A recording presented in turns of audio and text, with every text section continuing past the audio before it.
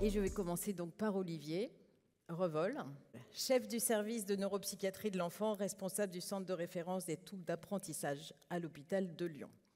Alors la liste des titres et travaux, ça prendrait, je pense, le temps de la conférence, donc on ne va pas faire. Et il a déjà publié 3 livres, il en a 2 en préparation. Vous pouvez faire un peu de lecture. Et je retiendrai aussi son talent de conférencier. Je ne vais pas du tout lui mettre la pression, bien sûr, mais vous verrez vous-même.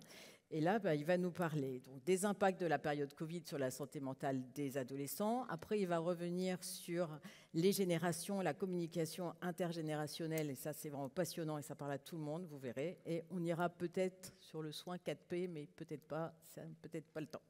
Voilà, donc je te laisse la parole et merci d'avoir accepté notre invitation.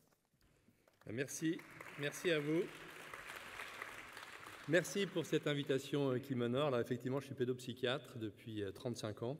Et comme le disait très justement Florence, il y en a pas mal d'enfants, d'adolescents, puis je dirais leurs parents, qui viennent nous voir en nous disant « aidez-nous à retrouver le sourire ». Alors avant de laisser la parole à des spécialistes de l'esthétique du sourire, je vais vous parler un petit peu de ce qu'on a vu nous au niveau de la pédopsychiatrie et ce qu'on voit quotidiennement avec nos patients. Donc je suis très touché d'être là. Première question, c'est qu'on peut se demander, dans les 3 dernières années qui viennent de s'écouler, est-ce que nos enfants, nos adolescents n'auraient pas un petit peu perdu le sourire?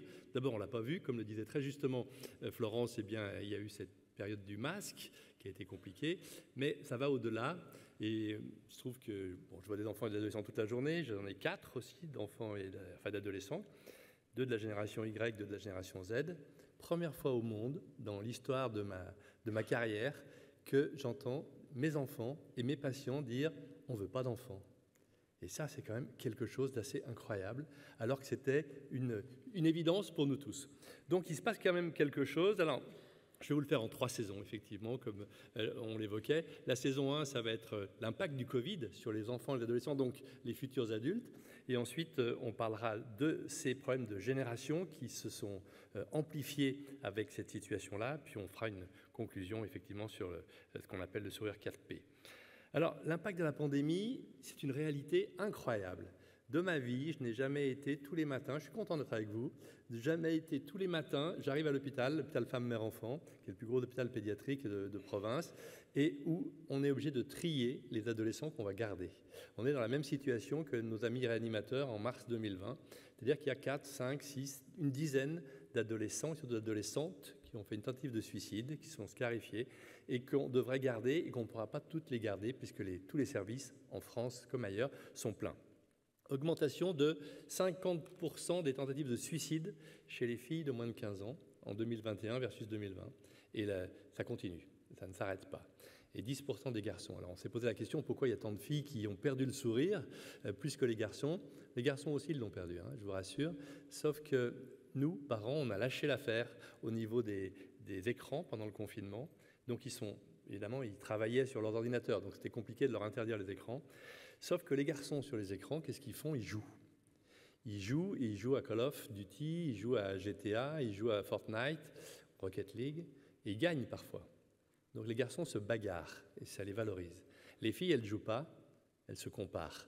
Et elles se comparent sur TikTok, sur Insta, et là, avec effectivement une image, et on retombe sur ce que vous allez dire tout à l'heure, sur le problème de l'apparence, et qui est bien entendu plein de fake news, et qui les déprime. Alors, pourquoi il y a ça? D'abord, il y a eu le climat d'incertitude qui a été immédiatement enclenché quand, rappelez tous, notre président qui a dit « nous sommes en guerre », sauf que nous sommes en guerre contre un ennemi invisible. Je m'occupe essentiellement d'enfants à haut potentiel qui m'apprennent beaucoup sur la vie. Et je disais à un petit gosse récemment, t'as pas de chance, tu sors de la pandémie, et puis maintenant il y a la guerre en Ukraine. Et il me dit, mais doc, c'est pas du tout pareil. Parce que la guerre en Ukraine, on sait où est l'ennemi, tandis que quand c'était le Covid, puis ça l'est toujours d'ailleurs, on ne sait pas, ça peut nous tomber dessus à tout moment et ça peut malheureusement faire du mal à nos parents et à nos grands-parents. On va voir à quel point l'adolescence a été contrariée. On n'imaginait pas ça non plus. Donc ce climat d'incertitude, au début un peu d'anxiété, quand on a su que, il va falloir attendre des difficultés à la fois somatiques et psychologiques. Rappelez-vous, les médecins, les soignants, on était les seuls à aller dans la ville, à bouger. Et puis on arrivait à l'hôpital, dans les starting blocks, en se disant ils vont arriver, on va avoir une vague de dépression.